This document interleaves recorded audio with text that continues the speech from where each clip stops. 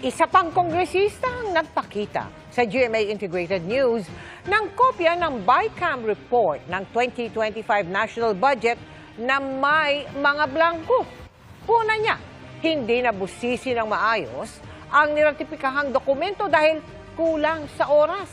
Pero mga senador na pumirma riyan, itinanggi na may mga blanco sa ipinasa nilang budget. Nakatutok si Jonathan Andal.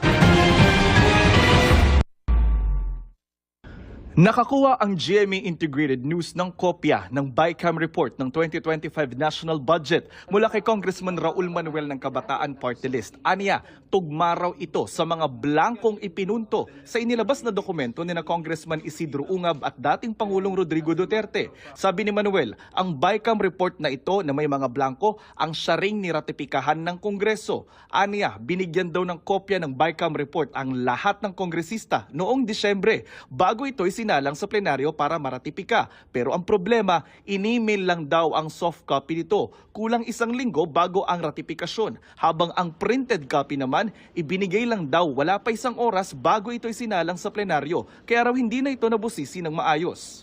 Sobrang gipit ng oras talaga para mabusisi yan. May end din, sa totoo lang, hindi rin agad nakita yung mga blanks, no? Kasi nga, hindi tayo sanay na may mga ganon.